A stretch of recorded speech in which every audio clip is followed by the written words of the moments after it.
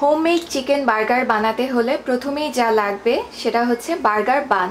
এই বানটা আপনারা কিনে আনতে পারেন, বাট আমি এই বানটা ঘরে বানিয়েছি। কিভাবে ঘরে সফট বান বানানো যায় সেটার রেসিপি আমার প্লেলিস্টে পাবেন, স্ন্যাক্স নামের প্লেলিস্টে, অথবা আমি ডেসক্রিপশন বক্সে বার্গারের বান বানানো লিঙ্কটা দিয়ে দিব, সেখান থেকে আপনারা শিখে নিতে পারেন। ঘরেই বানাতে হবে এমন কোনো কথা নেই, বাট আপনি চাইলে ঘরেও বানাতে পারেন। আর এখানে লাগবে বার্গারের পেটি। এই চিকেন পেটিটি কিভাবে বানাতে হয় সেটা আমি এখনই দেখিয়ে দিচ্ছি। এছাড়াও লাগবে কিছু টমেটো স্লাইস, শসা স্লাইস, মায়োনিজ, আর লাগবে কেচাপ। চলুন দেখে নেই পুরো প্রস্তুত প্রণালী।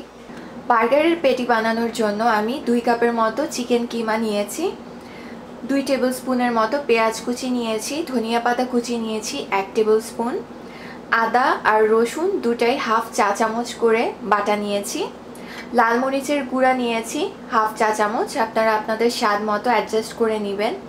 পাপরিকা পাউডার, এটা এরকম বোতলে কিনতে পাওয়া যায় অথবা অনেক সময় প্যাকেটেও কিনতে পাওয়া যায়। এই পাপরিকা পাউডারটা হচ্ছে লাল যে বেল পেপার বা ক্যাপসিকাম সেটার গুঁড়া, এটা হচ্ছে অপশনাল, বাট এটা যদি দেন তাহলে একটা স্মোকি ফ্লেভার আসে বার্গারে।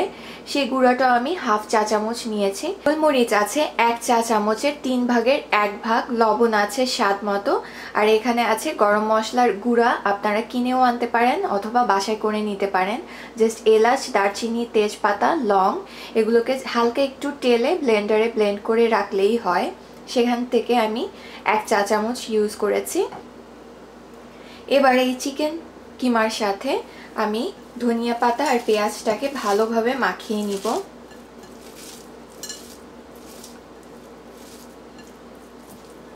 এখন এর মধ্যে একে একে সব মশলা দিয়ে দিব।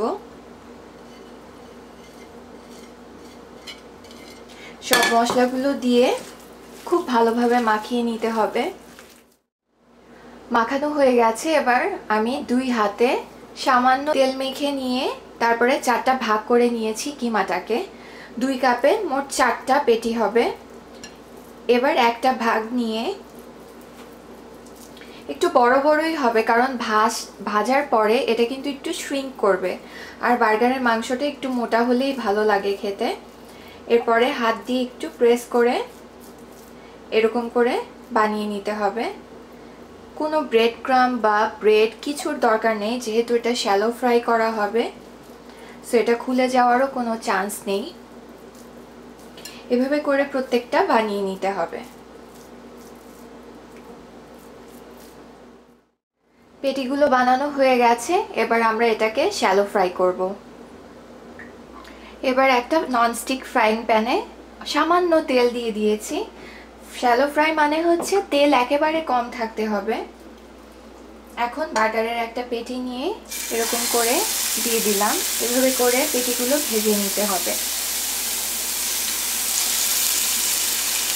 আর ভাজার সময় অবশ্যই চুলার আঁচ মিডিয়ামে রাখবেন। বেশি আঁচে ভাজলে ওপর থেকে কালার চলে আসবে আর ভেতরে কাঁচা থেকে যাবে।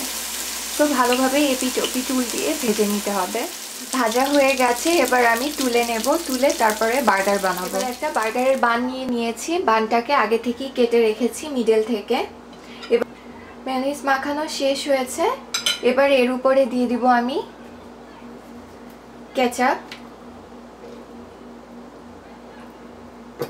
আপনাদের প্রয়োজন মতো দিবেন, যতটুকু আপনাদের খেতে ভালো লাগে।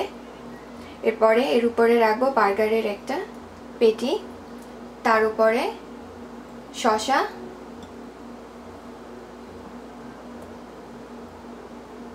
আপনারা চাইলে বিভিন্ন সবজি ব্যবহার করতে পারেন, লেটুস ব্যবহার করতে পারেন, বেল পেপার ব্যবহার করতে পারেন।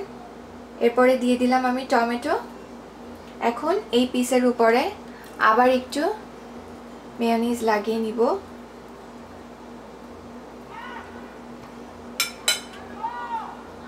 এখন উপর থেকে এরকম দিয়ে দিব।